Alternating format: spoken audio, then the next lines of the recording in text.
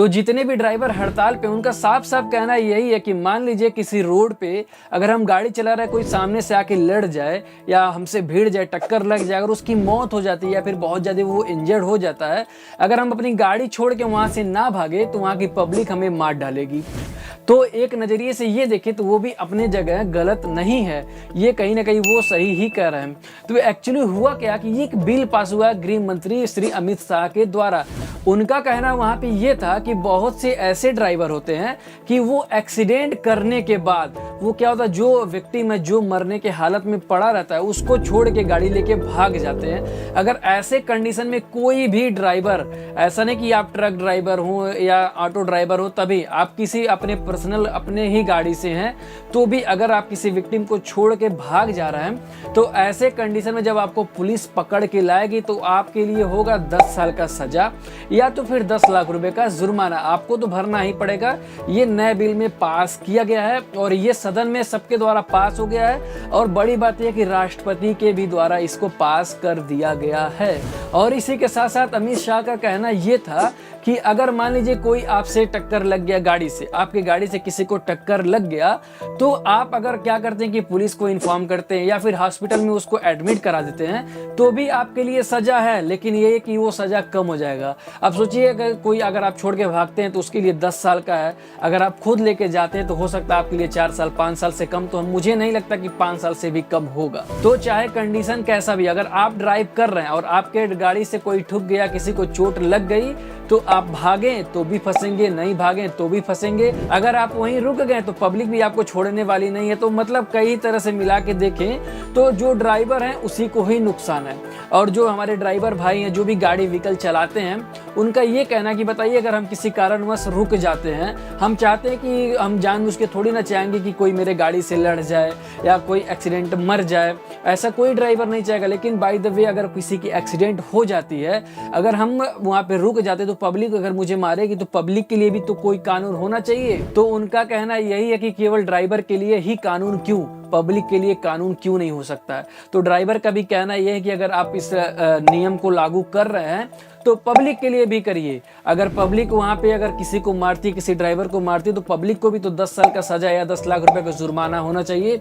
ये केवल ड्राइवर के ऊपर ही अप्लाई क्यों होता है। तो कहीं ना कहीं देखें ये भी चीजें सही है। अगर मान लीजिए गवर्नमेंट है, गलती तो किसी की हो जाती है। मान लीजिए कोई ड्राइवर बढ़िया मस्ती में गाड़ी चला रहा है, कोई सामने से आके लड़ जा रहा है, तो जरूरी थोड़ी ना ड्राइवर को ही, मतलब जो भी जिम्मेदारी हो ड्राइवर ही देखे या फिर ड्राइवर ही 10 लाख रुपये या 10 साल का सजा काटे। मान लीजिए कोई खुद जाके अचानक सामने से कूद जाता है या कोई सुसाइड कर लेता है गाड़ी के सामने, तो ऐसे में ड्राइवर की गलती कैसे हो सकती है। तो एक नजरिए से देखें कि ड्राइवर भी अपनी जगह सही है और एक नजरिए से ये भी देखें कि गवर्नमेंट भी सही है। एक्चुअली होता क्या है कि बहुत से लोग जानबूझ के लड़ा के या फिर और आगे भाग जाते हैं और 2 4 10 लोगों को उसी में घसीटते हुए लेके आगे चल जाते हैं। तो इसी को देखते हुए गवर्नमेंट भी ये कदम उठाई है। तो मुझे लगता है कि बिल में कुछ ना कुछ सुधार तो जरूर होगा, क्योंकि बहुत से ड्राइवर एकदम रोड पे आ गए हैं, चक्का जाम, जगह जगह चक्का जाम लग गया है।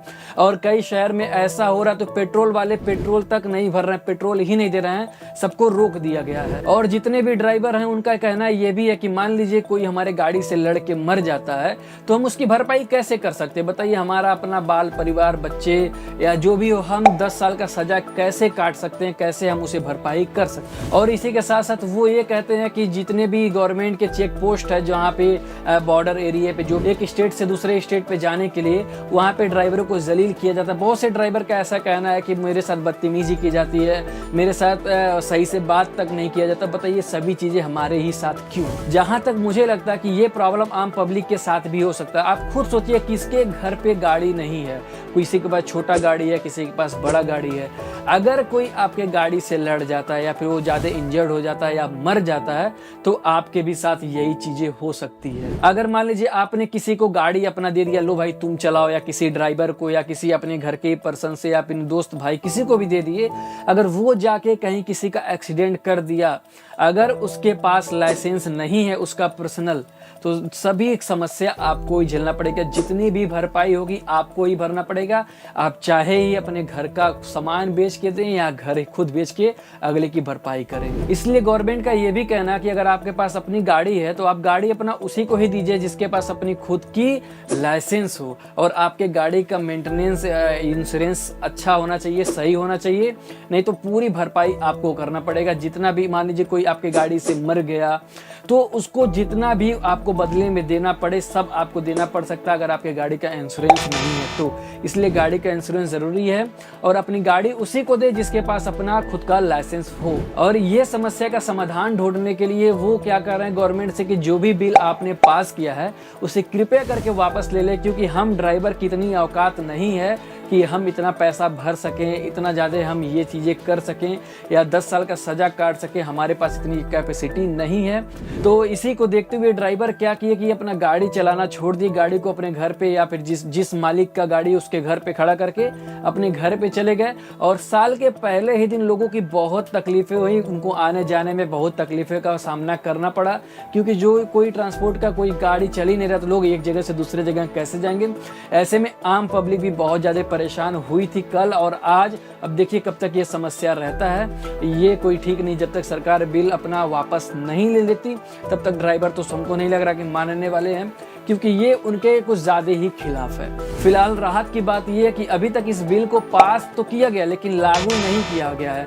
अभी तक जो पुराना रूल चलता था अभी तक वही चल रहा है, जो नियम पहले था वही नियम अभी भी है, लेकिन इसको पास अभी किया गया है। अभी एक समय ऐसा निर्धारित होगा कि हाँ इस फला डेट से ये रूल पूरे भारत में लागू किया जाता है और इसके अंतर्गत कोई भी दुर्घटना होती है तो उस पर ये मुकदमा या ये चार्ज उस पर लगेगा। अभी इसको फाइनल नहीं किया गया है, तो अभी उम्मीदें हैं कि अभी ये चीज़ें सही हो सकती है या फिर जो भी गवर्नमेंट ने बिल पास किया उस पर सुधार कर सकता है या फिर जो भी चीज़ें हैं मतलब मुझे लगता है कि उसे बदला जा सकता है, क्योंकि जो चीज़ लोगों के हित में नहीं है, लोग परेशान हो।